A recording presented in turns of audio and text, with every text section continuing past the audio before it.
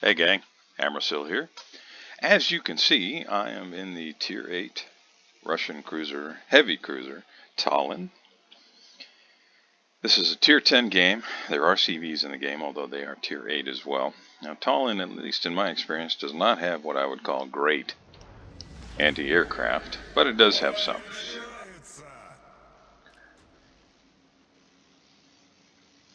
Now, we've got an Estraget started, as you can see, south of the Charlie Cap, and he's saying don't go to sea, despite the fact that he has 4 ships out there. He wants to cross the map. I question that call. Not that it can't work out. You can see my question there. It's just that, when you've got a Kurfürst, a Georgia, a Prinz Eugen, and Estergötland, which is a pretty decent torpedo ship. I mean, granted, the torpedoes don't do a lot of damage, but I love playing mine because you can land a lot of them during the course of a game, and they're really fast. And against a Tier 8 CV, you're able to shoot down some planes. It's not a Holland, I'll grant you that, but anyhow, it can all still work out. It's not like I got all worked up about it or anything, but he decided he wanted to cross the map. Z-52 is up there, and you can see a whole bunch of ships. So, from that standpoint, and knowing that very often the team that spawns on the north side of this map does have a large percentage of the team that will run for Charlie, maybe that was a good call. I guess what I'm saying is, even if you don't agree with what somebody's doing, generally not worth getting upset about. And sometimes they made the right call. And in this case, I think he probably did. So what am I doing? I'm moving up here to be able to support my Lightning. You can see the Lightning there ahead of me, and I've got an Alsace behind me, or Alsace, depending upon how you want to pronounce it. I won't claim to know. Ooh, that Des Moines just took a beating. I wish I was in a position to get another volley on him, but I'm not. Prinz Eugen went up there anyway, and got caught alone. You can see that our Moskva got smacked.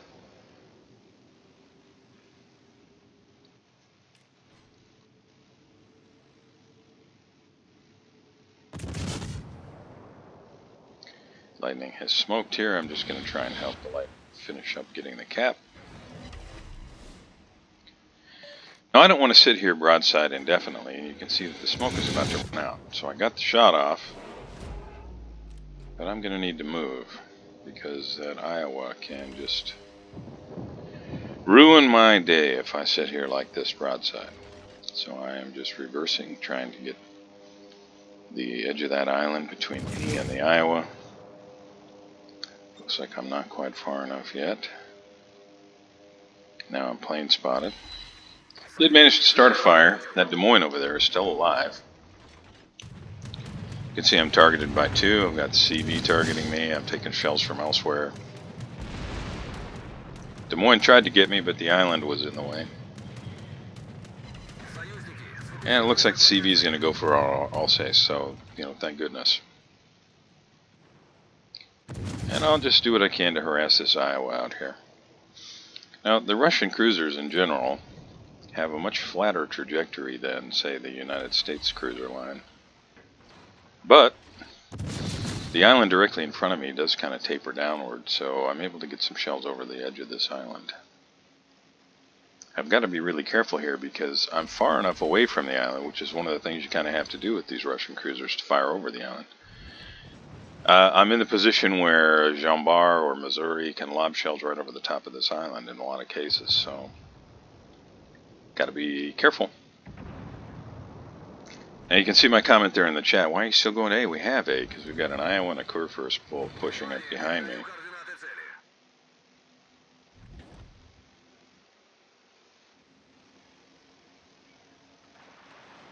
But nobody responded.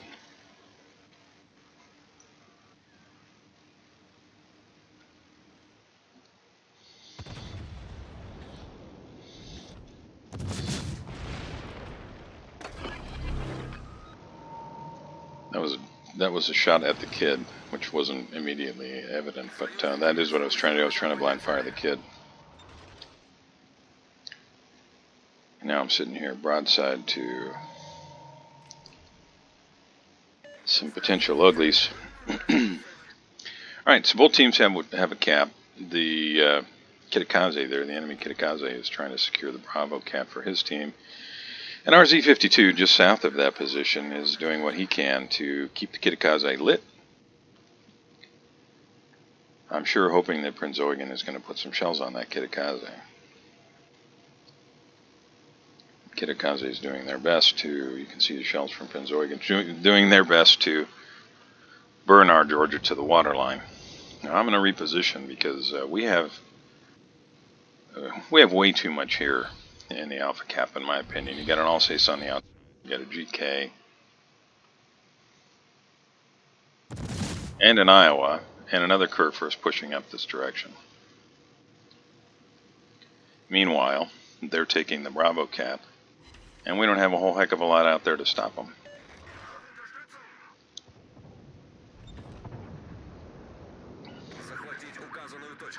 Now I want to be able to help at Bravo, but I have to watch out that I don't get crossfired into my broadside. That Jean Bart and the Missouri both could just wreck this Tallinn. So I'm going to take my time, push over in that direction, just blind firing the smoke.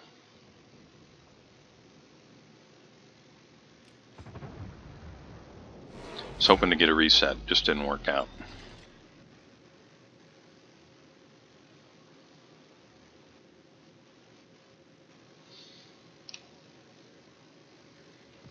So I'm just assessing where things are right now. They've got 2 caps. We've got 1. They've lost a destroyer. They've lost their Kitakaze. We've lost a Moskva.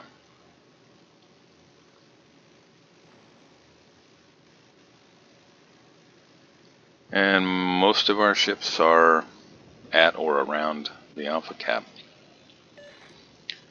That's really not where we want to be, in my opinion. So I really have to hope that the team will push around that corner there and do what they can. In the meantime, I'm going to do what I can to dissuade these DDs from pushing up any farther. He lost his engines there for a second, so I know that changed his speed. I gotta watch these torpedoes.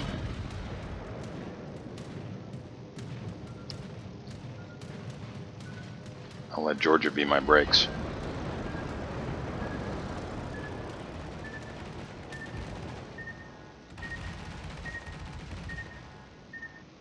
Kid's been in the cap far too long.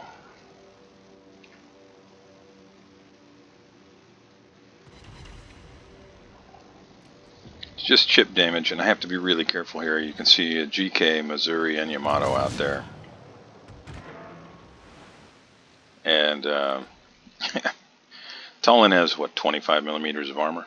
Okay, so they lose their Jean Bart to our Östergötland. Good on you, Crazy Diamond 1. So I can harass them, I can get them to turn their guns this way and allow our guys to push up a little bit more. You can see we've got a GK and an Iowa still sitting in the Alpha Cap. I don't know that they can even target anybody. Prince Eugen says he's going to go dark, and that's actually a really good idea. I've got their attention. You can see I'm losing hit points like crazy. There's no angling that's going to stop those Yamato shells from doing massive damage, so I'm just going to back up. Get unseen.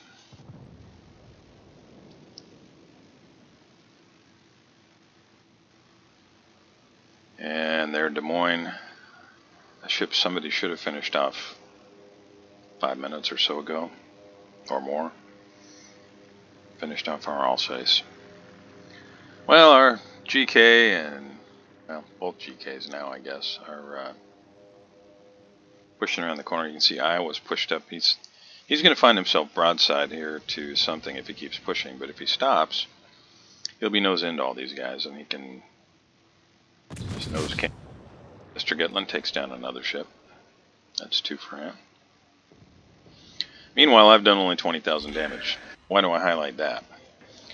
Because when you're playing a cruiser, It's usually, at least in my opinion, a really good idea just to live to a mid-game or longer, because that's where you're really going to be able to shine, because then you'll know where the enemy team is. They'll be thinned out a little bit. In this case, they're down 3, we're down 2. They do have a points lead, primarily because of their cap advantage. But since I know where everybody is, I know how I need to angle, and it's much harder for them to get the broadside shots and the crossfires. And their Missouri is sitting out there in that cap kind of all alone, and is now taking fire from both sides. So we got the Missouri, and I'm still sitting at 26,000 damage. You can see that I've got almost 710,000 potential damage. So there have been a lot of big shells that have come my way. So I guess I should count my blessings that I still have 25,000 hit points. So I've asked our boys to push toward the Bravo cap. You know, we can see we've got our Z-52, our Lightning, and our Estrogatland still. But they are, I'm sure, understandably concerned about what if I get into a match against the, we lose our Iowa there, against the Z-52 with that 6-kilometer hydro. It's very difficult to escape that. Prinz Eugen takes a nasty shot there.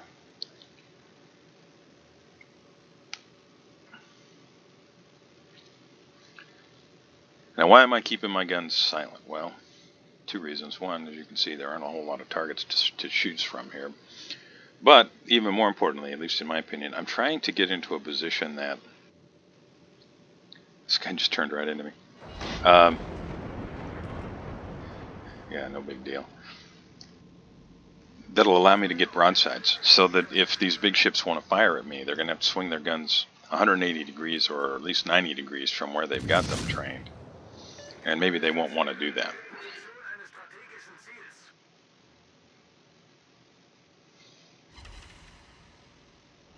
Four hits, 4 non-penetrations. And aim a little higher and hope I hit superstructure rather than the turrets.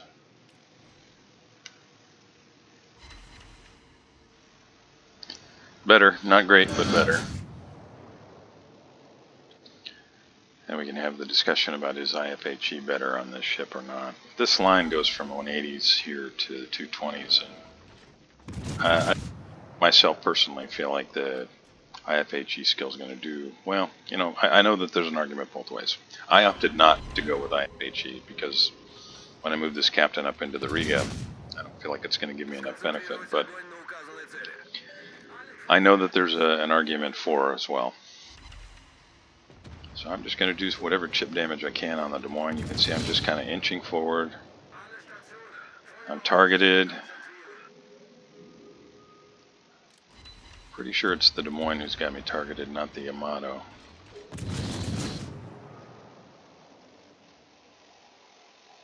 Here come the AP shells from the Des Moines. I've got to move forward and just get out from underneath those, turn in a little bit here. Just make sure I don't get citadeled. You can see how hard those shells hit even when it's not a citadel. The US cruiser line, of course, has that improved AP penetration value, so yeah, it's a definite threat. Z-52 is making a run for it. It's plane spotted right now. Somebody got his engine. Don't think I'm going to clear the island with all those shells, no. I'm down to 19,000 hit points. You can see I've changed to AP. I was hoping to get a shot on Takao before he angled away, but that's fine. And now, at this point, this game's all but over. I'll point out again that I was disappointed in Estrogatland's decision to leave the Charlie cap to them. But let's look at what happened. Not only did we end up securing the Alpha cap, and eventually the Bravo cap, although it took a while, but Estrogatland, allowed to do what he thought was best for his ship, he sank 3 ships. And it's pretty hard to argue with that.